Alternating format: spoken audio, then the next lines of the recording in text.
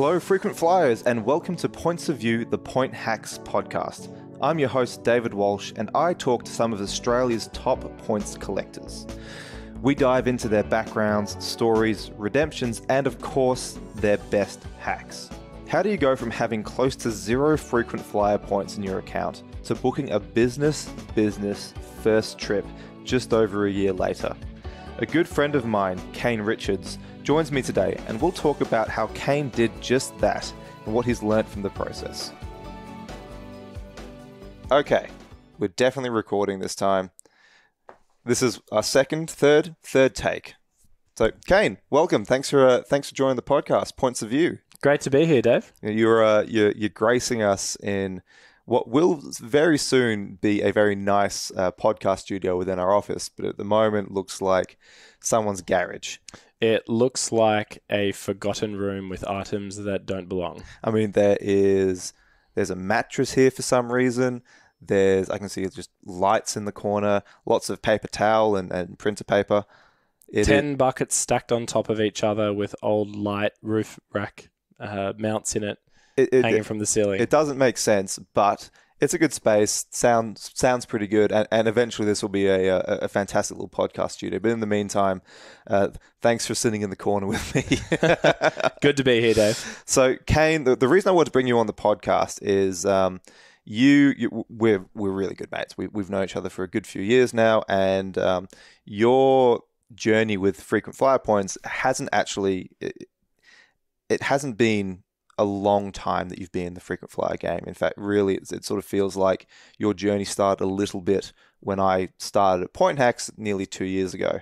And since then, you've accumulated quite a significant amount of points, and we've actually managed to do something with those points, which is book a pretty significant trip through to Japan and Singapore to do snowboarding in Hakuba. I can't wait. I tell you what, I've told so many people about this trip, and everyone always asks me, how did you do it, Kane? And I said, well, you got to know someone at Point Hacks, or at least know the points game. And they said, where do we start? And I said, well, Point Hacks. Check it out. I guess today we're going to dive into, like a bit of your background, what you did to get those points.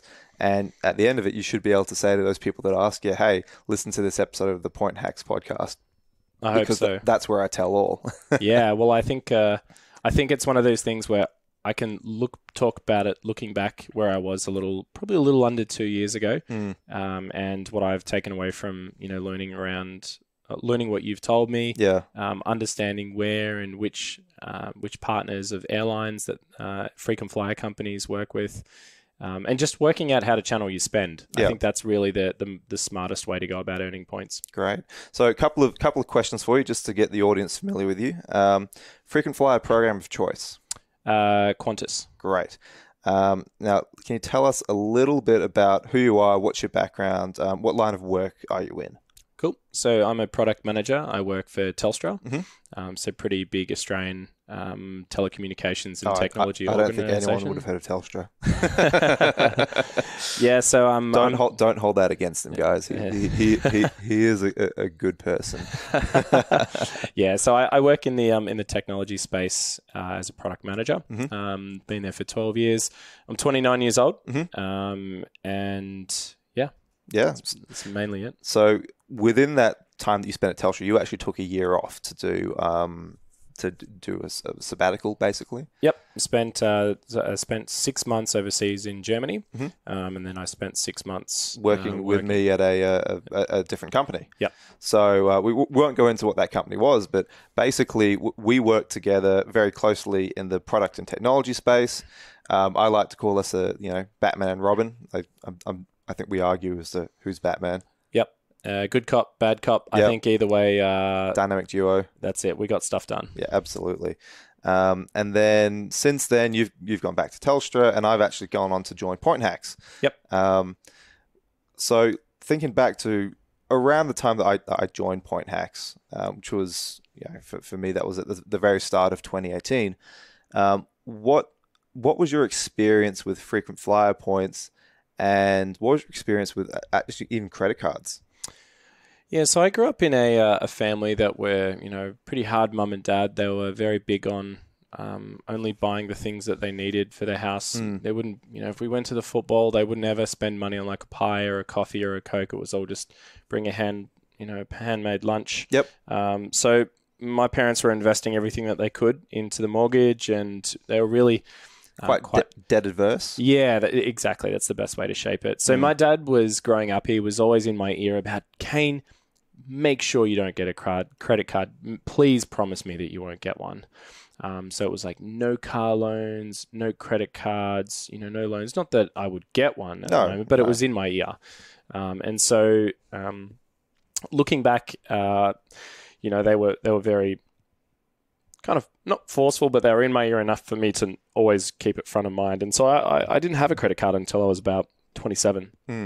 And it wasn't until I met you and you started working at Point Hacks did I actually start to understand the concept of frequent flyer points and how you can benefit from using frequent flyer points to really maximize your travel experience. Yeah, especially I think it's what people that, it can take them a little while to understand is, not everyone should have a credit card, but of people that, know how to manage their money, they're not looking at a credit card as a way to borrow money, but they're looking at it as a way to, well, I'm spending X thousands of dollars a month anyway on my debit card. Is like the frequent flyer game is a very good system to, accumulate some points and value for that spend that you're making anyway. It's a good example is, as someone who didn't really understand frequent flyer points, it was very similar to flybys.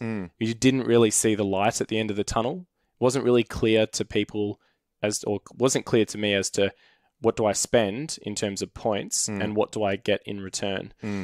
So I think people look at what they can get with frequent flyer points on the shop and think, I can get a pair of Beats headphones for 100,000 points. Don't buy the toaster. Don't do it.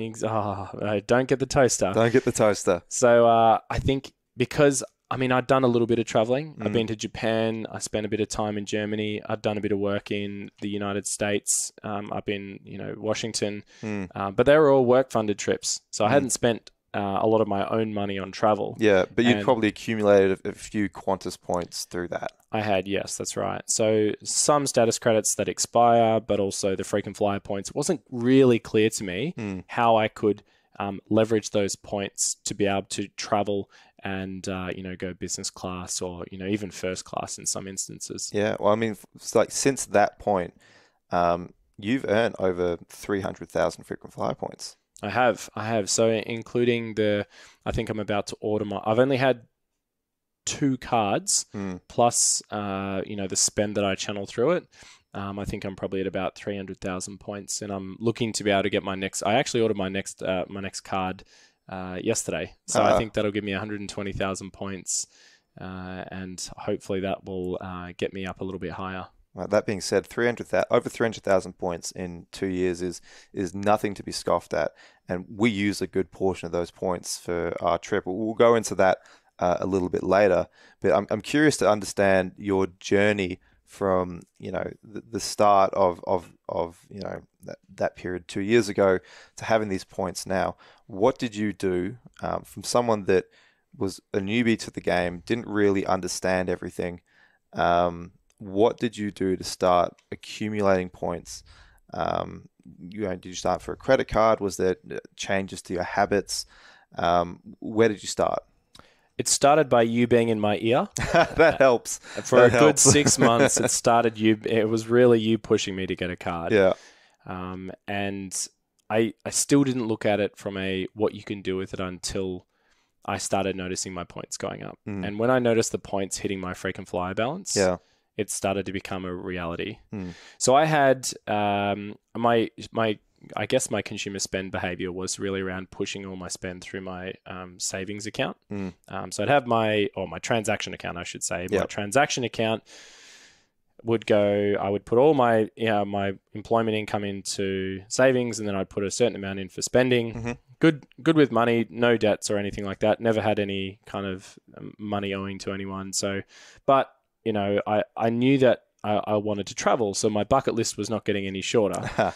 So when I ordered my first card, which was an ANZ... I think it was the ANZ Frequent Flyer Black. Yep, it was. So it's an ANZ Visa card, which gave me 80,000 points for 3,000 spend in the first 3 months with no annual fee. And I remember that it was a good offer at the time. Yeah, it was great. It was really good.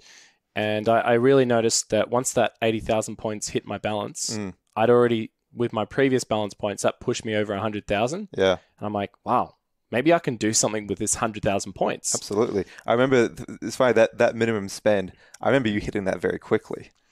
Yeah, I did. There was a cheeky basketball the cheeky fees. 2 basketball team fees in there. Yeah. So each season, our basketball team fees are roughly around the $1,500 mark for half a year's worth of games is about $1,500. Yeah. And no one likes paying for fees. No one wants to put their hand up. No one ever does. Yep. And it made me realize, hold on, I can hit my minimum spend here and put all my fees onto this card. All you've got to do is chase up your friends afterwards. That's right. Yeah. And so I did that. And, funny, when you get older, people actually in my team have been better with money. So I was able to put not only one team, 2 teams' fees, which is equated to $3,000, onto the cards, hit my minimum spend in a week, paid it off, and after that, it was smooth sailing. Obviously, I've seen you since then.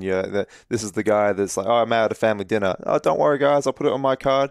I mean, you're all paying me back, but I'll be the hero. I'll put my hand up. I'll be the hero, and I'll put my card down. I've only had one person ever go, I know why you're doing this, Kane. You're doing it for the points, and I say, you're damn right I am. I mean, why not? If no one else is going to do it, you might as well get the points. Absolutely. I mean, it's just smart. I mean, I also think it's a polite gesture for a lot of people. It takes a lot of stress off their shoulders if they have to count their money at the table or kind of work out how am I going to work it out. It makes it less stressful at the restaurant and a better experience. You're an absolute hero, Kane, and people should bow down to you. That's right. Not all heroes wear capes. Absolutely not. They're just black T-shirts. Over the course of that 2 years, you accumulated a whole raft of points. I guess you had a bit of an inside hand with me working at Point Hacks, being in your ear saying, hey, look, if you get these points, you could do X, Y, Z with them. And in the end, we actually ended up doing X, Y, Z with them. So we've got a trip coming up. We're doing a snowboarding trip to Hakuba in Japan. Peak season. That's January 17. Yeah. Mm-hmm. How did we come up for the trip? How did we come up with the idea for the trip? We'd been talking about a holiday for the good part of 18 months. Absolutely. And we were workaholics and we just never got around to organising it. And I think, one bad week of work and we both said, nah, we got to book a holiday. We have to do it. So Dave said, all right, where do we want to go? And, I'd been to Japan previously to do a bit of snowboarding. Mm-hmm. And I said, would you be interested in going snowboarding in Japan and going over there? And we did some discovery and we found out that, flights to Japan were actually not as expensive when you fly with points. Beyond that, I think that there's one piece of the story that Kane isn't telling it, which was we were at the pub and we were a good few beers deep. And, that's normally how most stories start. Absolutely. So we're at the pub, we're a few beers deep. We basically agreed to do it on the spot. We said, okay, great idea. Let's look into it. And obviously me, working at Point Hacks, being points mad, I was like, well, I really love to do this because it was for basically celebrating both our 30th birthdays. We'd want to do this in business class at the very least, at least one leg in business class. So I remember the next week having a look on the Qantas website, and I found 2 business class seats with Qantas from Melbourne to Narita in Japan, and I just remember messaging you on Facebook Messenger and saying, "Hey, look, we can't wait on this. We've got to book it." I believe it was Monday morning at 10:30. Monday morning. So I should have been working, but points for me is working. It is. It's tax deductible. Yeah. So I remember you sent me the message, and it was. I had to pull the trigger. I have a lot of leave built up from just not taking leave, and it was time to take a holiday. So I, out of impulse, I said, look, let's worry about it. I think it was April 2018. Yep. No, 2019. 2019, yep. And we said, let's just book the holiday. Yep. And we booked it there and then. So we booked one leg. Yeah, so we only booked the way up. So we didn't sit there and we didn't try to solve everything at once. I knew that if we could get the one leg locked in, we had the rough dates, we could probably find a way to get back.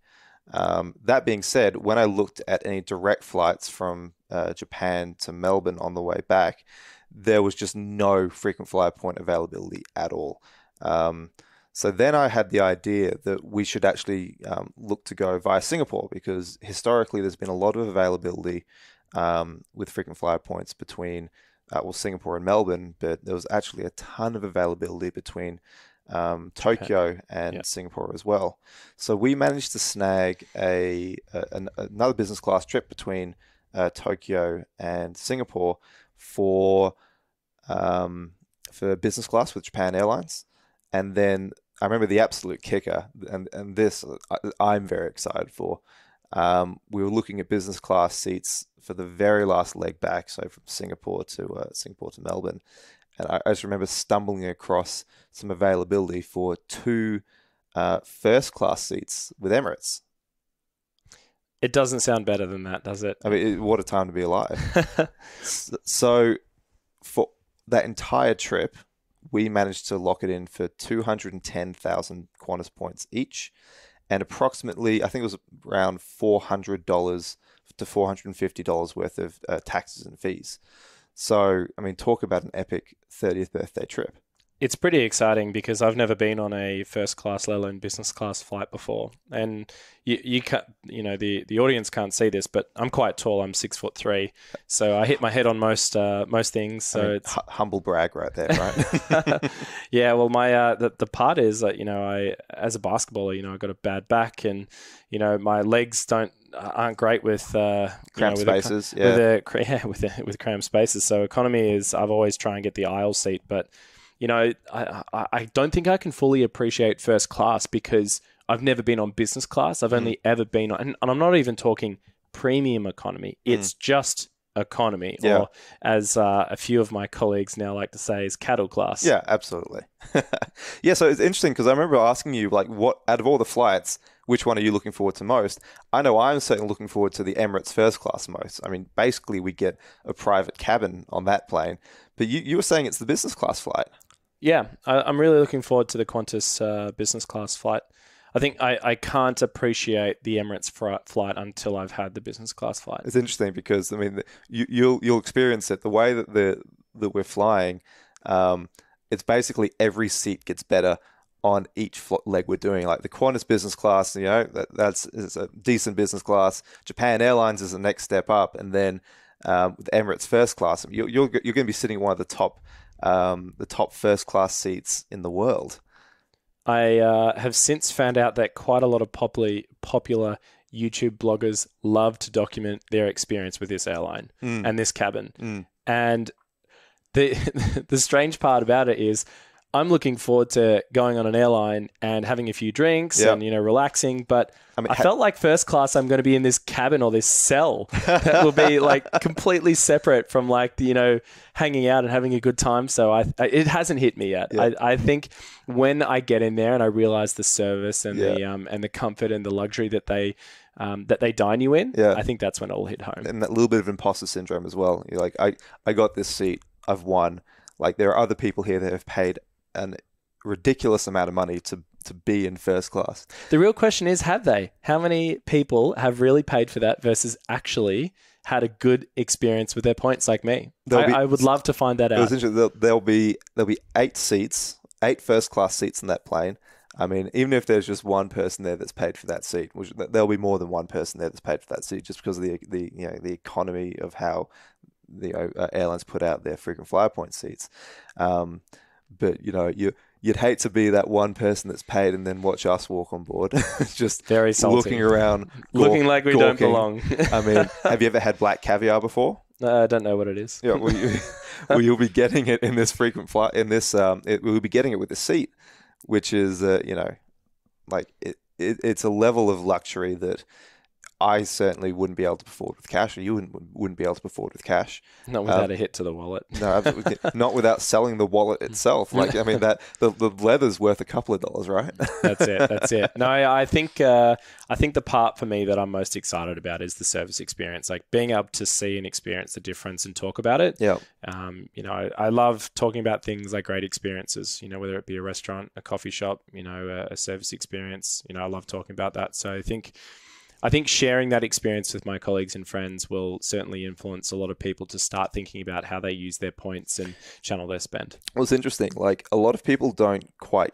get the frequent flyer points game until either it dawns on them that they can get like premium like seats on planes using their points, or someone like yourself, a friend or a colleague, goes and does a trip like this and says, "Hey, I actually did this all on points," and they see it on the Instagram story. They see it, you're talking to them at work about it. I mean, let's be honest, bragging to them at work about it, because if you're getting a first class and business class trip, it's pretty hard not to flex a little bit.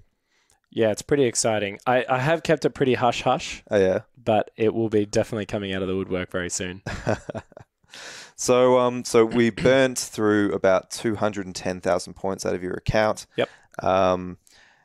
Given that you've just signed up for another credit card, you waited an appropriate amount of time, as obviously, you made that financial decision to do so. You should have another couple of 100,000 points within a few months. I do. I think I have about 80,000 points at the moment after my recent spend, and I think with this new card, it will give me the 120. Yep. And so I think looking at what I've got with my card, it's really about making sure that I find ways to earn points through companies that partner with Qantas. So it's really about dollar per spend on the card. Yep. Knowing where to spend to get more points. So obviously with a new BP and Shell deal, I'd like to make sure that I get my petrol from those places to maximize my dollar spend. Yeah, I mean, obviously the news about BP shifting from Velocity to Qantas was quite big news a few weeks ago. Yep. I know you're driving a lot at the moment with your car, so obviously it makes sense to make use of that where possible. Yeah. I recently moved house, so I moved with budget direct. I think it's the budget moval, is it? I think I can't remember off the top of my head. The movers, they've got a partnership with Qantas. So I went out of my way and looked at all of the affiliates that really partner with Qantas Frequent Flyer, and I try and make sure that I shop with them where I can, because it goes a long way. Like if I was going to go and book a flight from Melbourne to Japan on peak season, I'd be spending about $2,000. And so for me, that $2,000 is, we spent $400 plus the points. I think that the points, everyone says there's always a value to a point, but the points are nothing until you actually use them. Correct. So, it didn't, like that 210,000 cost you time and effort, but it didn't cost you a lot of money to accumulate them. Correct. That's right. So it's just being smarter about and being cognizant of where you're getting the best return in investment in your points. Absolutely. And especially now that you're in the habit, we've got a trip booked, but at the same time, you're already accumulating more than enough points to go and book another frequent flyer trip.